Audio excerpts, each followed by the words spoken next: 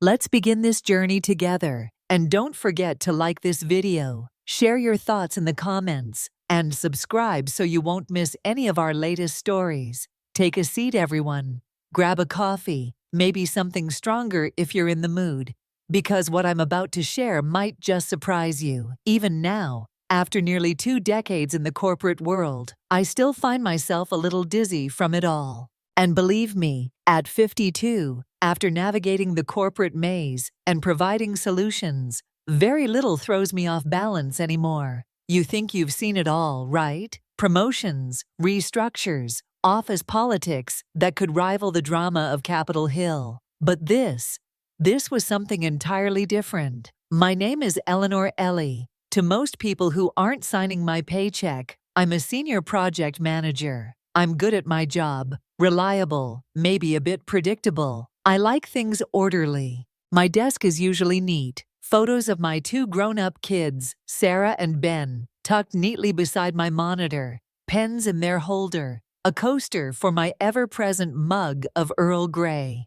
The office itself is pretty standard. Endless rows of cubicles under buzzing fluorescent lights that always seem to cast a sickly, greenish hue over everything. It's the kind of office you'd expect. Beige walls, slightly worn gray carpet, the hum of the HVAC system creating a comfortable numbness. You could say it's almost robotic. And then there's my boss, David Miller. Well, he's the CEO, not just any middle manager, but the top dog, maybe 10 years older than me, always impeccably dressed, sharp eyes, and a way with words that commands respect. Not unfriendly exactly, but certainly contained, professional to a fault. Our interactions have always been cordial. Project updates, strategy meetings, the usual. Nothing that would ever hint at what was coming. He's always been Mr. Sterling, formal, focused, with his personal life, an enigma wrapped in a perfectly tailored suit.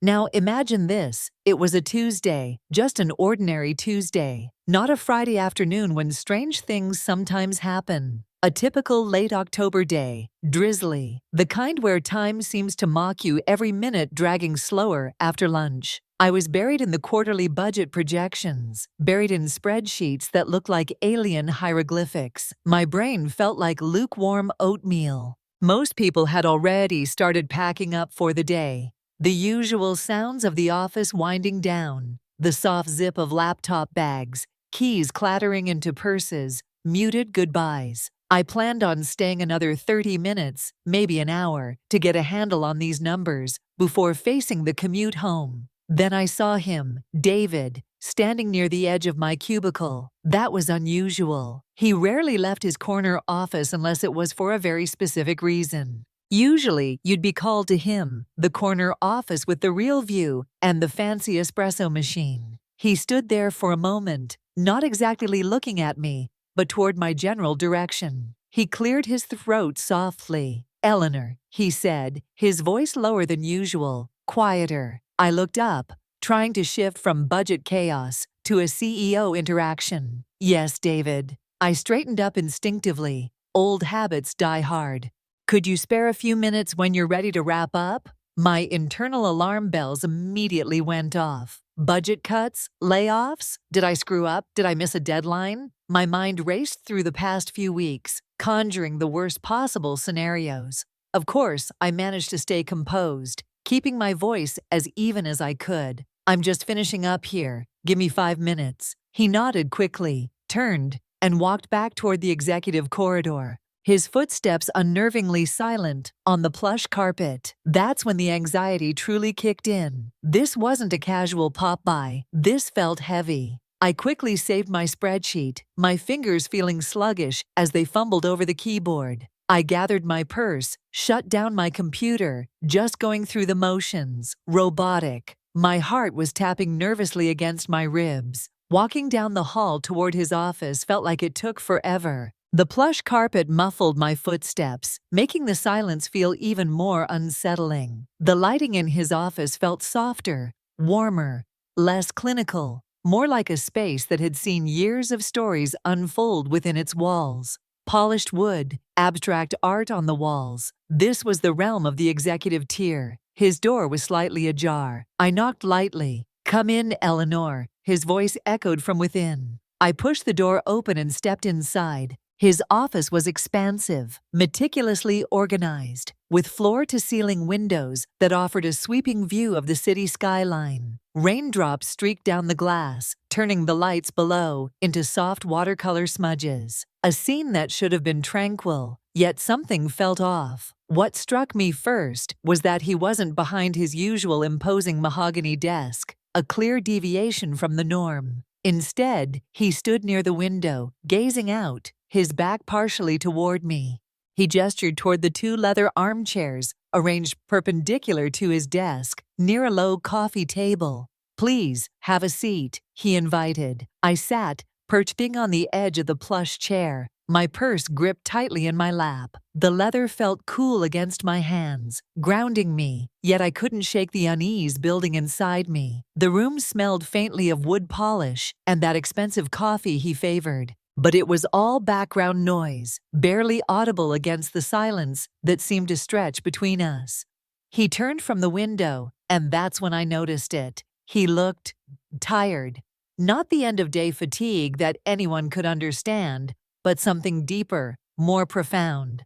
Lines had formed around his eyes, lines I hadn't noticed before, and his usual perfect posture seemed a little less rigid, a little more human. He ran a hand through his salt and pepper hair, another uncharacteristic gesture that made the air feel heavier. David, the unflappable CEO, looked nervous. It was hard to reconcile the image of the always composed, almost untouchable leader with the man sitting across from me, exuding vulnerability. He lowered himself into the chair opposite me, leaning slightly forward, his hands clasped loosely between his knees. He didn't speak immediately. Instead, he simply held my gaze, a gaze that wasn't commanding or authoritative, but searching, almost pleading. There was no intimidation in it, only a fun, raw vulnerability that made me pause, wondering if I was witnessing a side of him few ever got to see. The silence lingered, thick with unspoken tension. The only sound was the faint rhythm of the rain against the window. A steady, soothing percussion that matched the uncertainty in the air. My mind raced.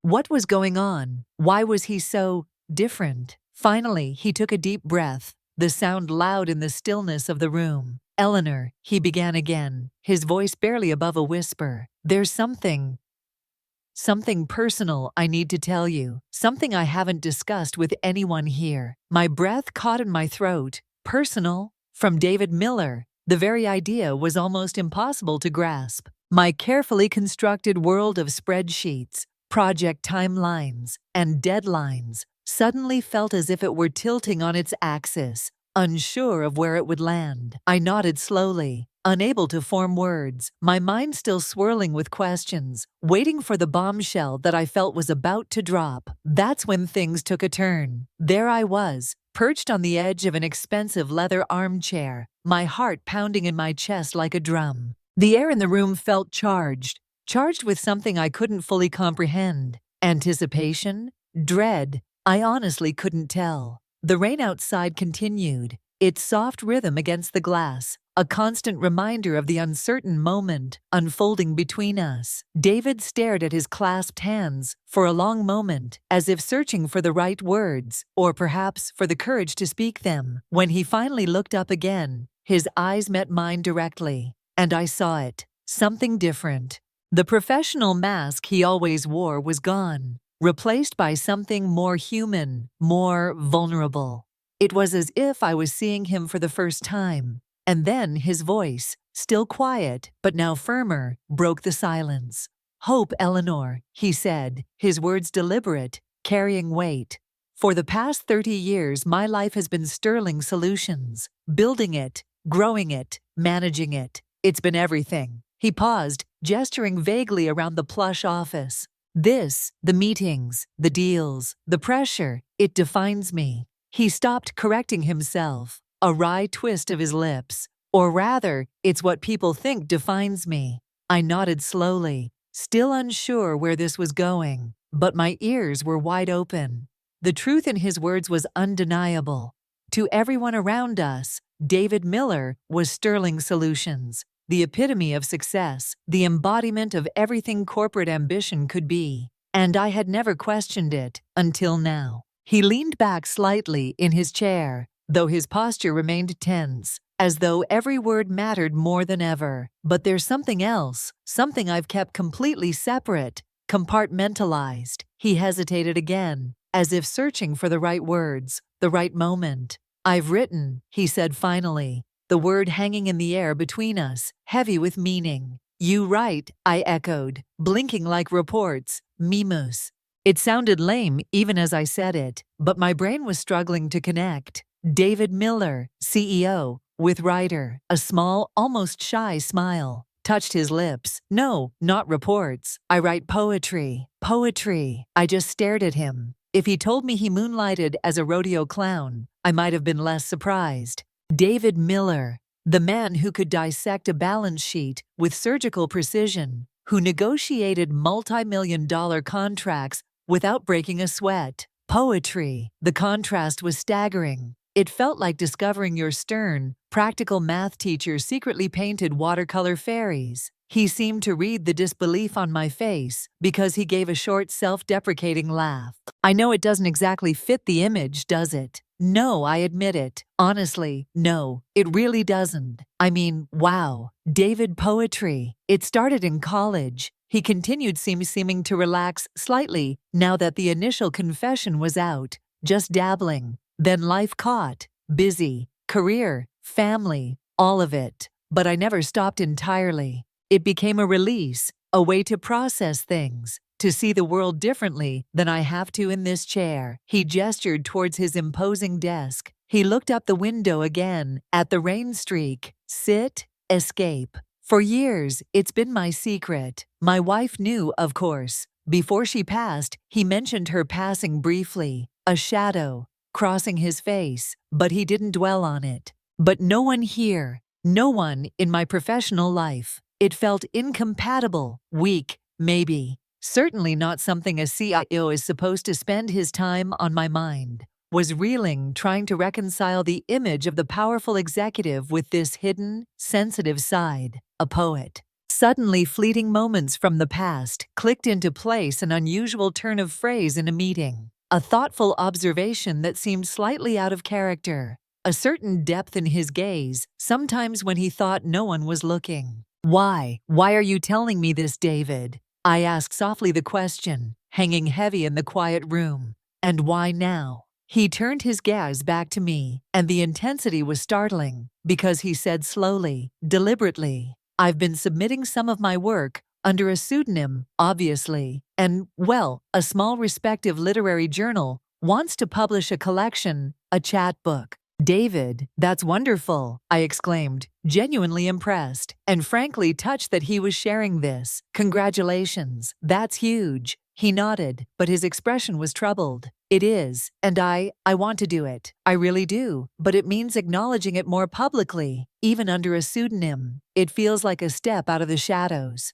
And honestly, Eleanor, you leaned forward again, his voice dropping lower. I'm thinking about stepping back, not immediately, but planning for it, maybe transitioning out of the CEO role over the next couple of years. That was the unbelievable part. David Miller leaving Sterling Solutions. It seemed inconceivable. The company was his lifeblood. Stepping back, I repeated, stunned. This, he said, gesturing between us, this impending publication. It's forced me to confront what I actually want for the next phase of my life. Do I want to keep grinding until I drop? Or do I want to explore this other part of myself? The part I've kept hidden away for so long. He looked at me intently. And I'm telling you, Eleanor, because I trust you. I've always valued your judgment, your discretion. You are grounded, you're perceptive. You see things others don't. And he added, a faint smile returning you. Don't strike me as someone who would laugh at a CEO who writes poetry.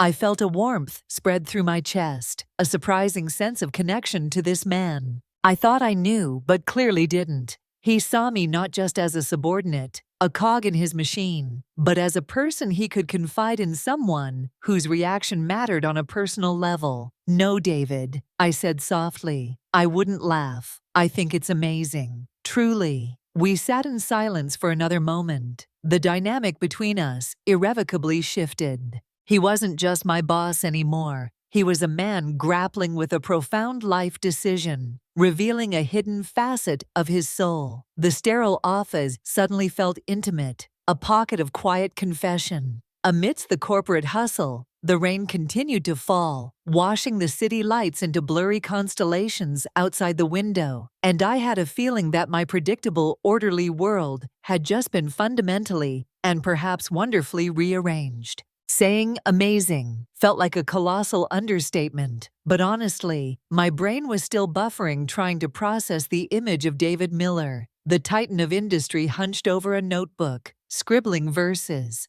The silence that followed wasn't awkward, not like before. It was contemplative, filled with the weight of his confession and the surprising lightness of it being spoken aloud. Maybe for the first time in this context, the rain outside had softened to a drizzle, and the city lights beyond the glass seemed sharper. Now, pinpricks of yellow and white against the deepening twilight sky. David let out a long breath, the tension visibly easing from his shoulders. It was like watching a statue soften just a little around the edges. "Thank you, Eleanor," he said, his voice regaining some of its usual timbre, but retaining that newfound warmth. "That means more than you know." I found myself leaning back in the plush armchair, mirroring his slightly more relaxed posture. My initial shock was morphing into a complex mix of emotions: genuine respect for his hidden passion, empathy for the vulnerability he'd shown, and, I'll admit, a flicker of intrigue. Who was this man really? After nearly 2 decades working under the same roof, it felt like I was meeting him for the first time. So I began hesitantly, not wanting to pry, but intensely curious. "This pseudonym and the chat book. What kind of poetry do you write, if you don't mind me asking?" Another one of those small, surprising smiles you can ask Eleanor, though describing it is difficult. "It's not boardroom stuff. I can tell you." That he paused, thinking. "Observations, mostly moments, the way light falls on an old building, the feeling of walking alone in the city, early in the morning, the echoes of things past." His gaze drifted back to the window, trying to find the meaning, or maybe just the beauty, in the ordinary things we rush past every day. I could picture it, and strangely, it fit. That quiet intensity he sometimes had, the way he could focus entirely on a single point in a presentation. Maybe that same focus applied to capturing fleeting moments in words. "It sounds beautiful," I offered sincerely. "It's necessary." You replied simply, "For me anyway." A counterbalance. He looked back at me, which brings me back to why I'm telling you. This transition, if I decide to go through with it, it won't be simple. Sterling Solutions needs stability. It needs a steady hand. And frankly, he sighed, I need someone within the company I can trust implicitly as I navigate this. Someone who understands the business, but who also gets this. He gestured, vaguely encompassing the unspoken confession, the poetry, the potential life change. My heart gave another little jump. Was he asking for help? Advice? It felt surreal. I was a senior project manager. Good at my job, yes, but hardly in the inner circle of succession planning or high-level corporate strategy. "David, I'm flattered you feel you can trust me," I said carefully, "and anything I can do to help, of course I will, though I'm not sure what that would entail." He waved a hand dismissively. "Nothing concrete. Right now it's more having an ally, someone who knows the full picture, someone I can perhaps bounce ideas off, not just about the business, but about this other path. Does that make sense?" "It does," I nodded. It felt like being inducted into a secret society, albeit one with only 2 members, the CEO and the project manager, the poet and the confidant. He seemed relieved. Good. He fell silent again, tapping a finger against the arm of his chair. The office was quiet, except for the low hum of the building systems and the distant sound of a siren wailing somewhere down in the city streets. Then he did something even more unexpected. He leaned forward slightly, a hesitant look on his face. Would you, it's probably presumptuous, but would you be interested in reading something? Just a short piece? My eyes widened slightly. He wanted me to read his poetry. Yes, I stammered, surprised, but also deeply curious. Yes, David, I'd be honored. He reached over to the low coffee table between us, where a slim, well-worn, leather-bound notebook lay half hidden beneath the financial report. I hadn't even noticed it before. He picked it up, almost reverently, his fingers tracing the faded gold lettering on the cover. Just initials DGA. He flipped through a few pages, his brow furrowed in concentration, then paused. He didn't hand it to me. Instead, he cleared his throat softly, and in a low, quiet voice, completely different from his usual commanding boardroom tone. He began to read. It wasn't long, maybe 10 lines. It was about the city at dawn. The quiet anticipation before the rush, the first ray of sun hitting the glass towers. His voice wasn't performative,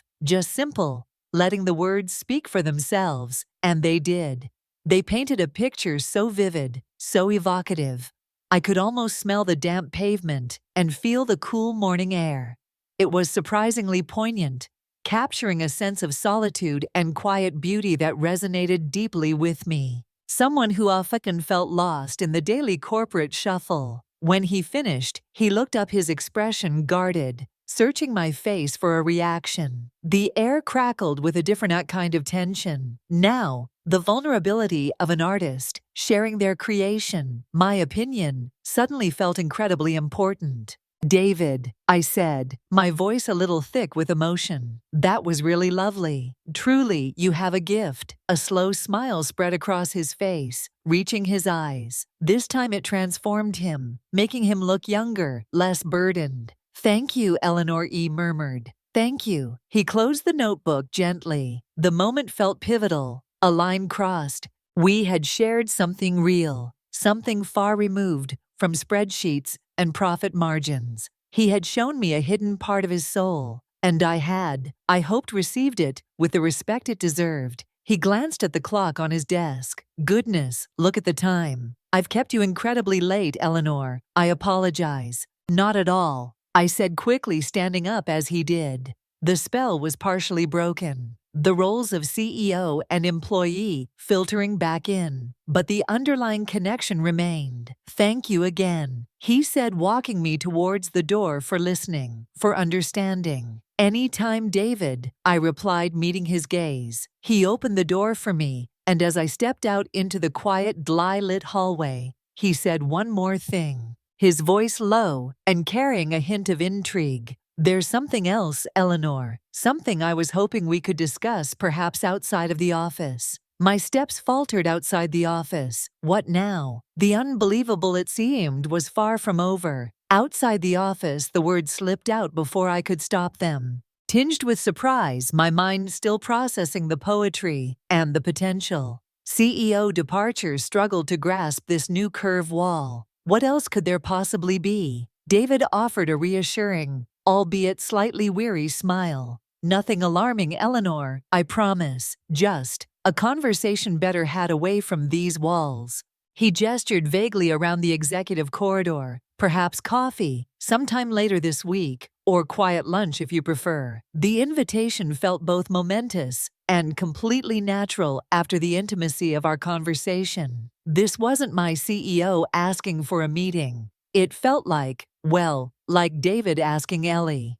Coffee will be fine, I heard myself say, a strange sense of calm settling over me. The initial anxiety had evaporated, replaced by a profound curiosity, and if I'm being honest, a sense of quiet importance. Thursday morning, maybe before the rush. Perfect, he agreed, nodding. There's a little place, the Daily Grind, a few blocks over on Maple Street. Relatively quiet around 8. I know it. 8 o'clock on Thursday works for me. Excellent. Thank you again, Eleanor, for everything. His gaze held mine for a beat longer, and strictly professional, filled with an unspoken gratitude that resonated deeply. Good night to David, I said softly. Good night, Ellie.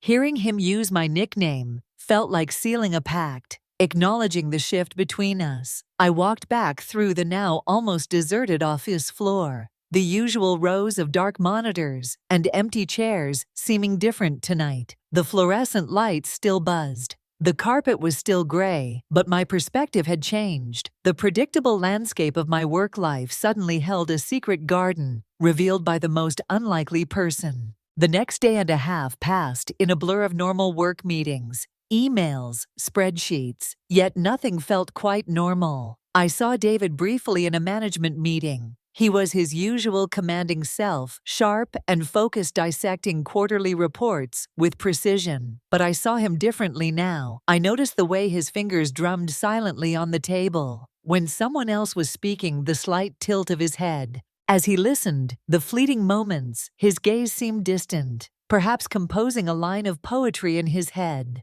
Our eyes met once across the polished table, a quick, almost imperceptible flicker of shared understanding before we both looked away. It was our secret, hidden in plain sight. Thursday morning arrived crisp and bright.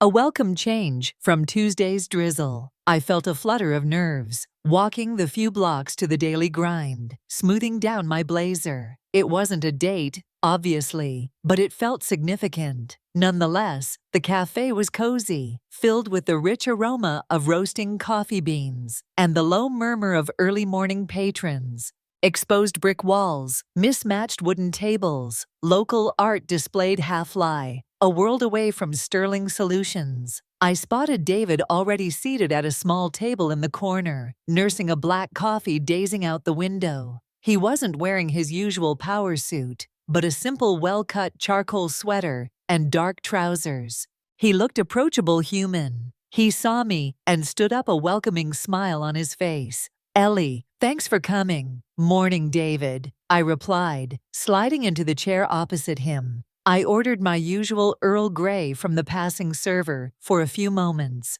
We just sat, the comfortable silence, punctuated by the clatter of ceramic mugs and the hiss of the espresso machine. So I began gently. "What was it you wanted to discuss?" He took a slow sip of his coffee before answering. "It's about this transition," he said, his voice low, the potential stepping back, and the poetry. He leaned forward slightly, his expression earnest. "The thing is, Eleanor, stepping away from Sterling isn't just a logistical challenge. It's an emotional one. It has been my identity for so long. And this other part," he tapped the side of his head, "the writer. I've never allowed him any real space in my public life. The chat book feels like the first step, but it's daunting." He paused, looking directly at me. "What I wanted to ask you outside the office is if you'd be willing occasionally to be a sounding board. Not just for business continuity plans, which we'll eventually need to discuss formally, but for this, for navigating how to integrate these two parts of my life,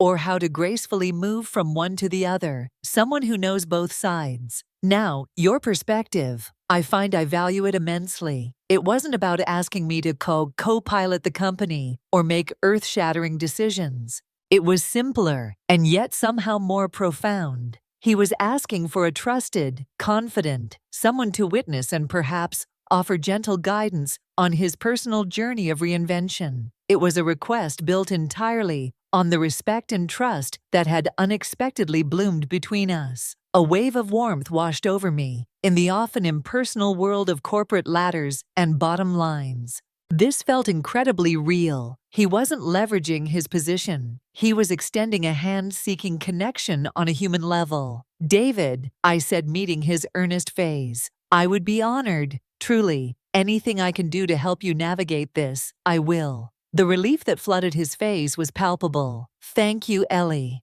That means a great deal." We talked for another hour, the conversation flowing easily. He spoke more about his writing, the themes. He explored the discipline. It required a different kind of discipline than running a company, but no less demanding. I found myself sharing things too about my kids, finding their own paths, about my own quiet thoughts on what the next chapter might look like after the intensity of career and raising a family. It wasn't boss and employee anymore. It was two people contemporaries in age, if not in position, sharing anxieties and hopes about the future. As we finally stood up to leave, the morning rush beginning around us, David paused near the door. "You know," he said thoughtfully, "it's funny. You work alongside people for years, and you think you know them. Then one day something shifts, and you see them in a whole new light." I smiled. "It is funny," I agreed, "and sometimes it's wonderful." He nodded, a genuine, unburdened smile lighting up his face. "Yes, yes it is." Walking back towards the towering glass building of Sterling Solutions, the familiar structure looked different to me. Less imposing perhaps, just a place where people worked, each carrying their own hidden stories, their own private poetry. My boss, the CEO, wrote verses about dawn light on skyscrapers, and he had trusted me with his secret, opening a door to an unexpected connection that had subtly, profoundly enriched my own predictable world. It was, without a doubt, unbelievable. But the most unbelievable part wasn't just what he told me. It was the quiet sense of possibility that lingered afterward. The reminder that even in the most familiar settings, discovery and genuine human connection can bloom in the most unexpected ways. And that I thought stepping back into the familiar hum of the office was a story worth sharing.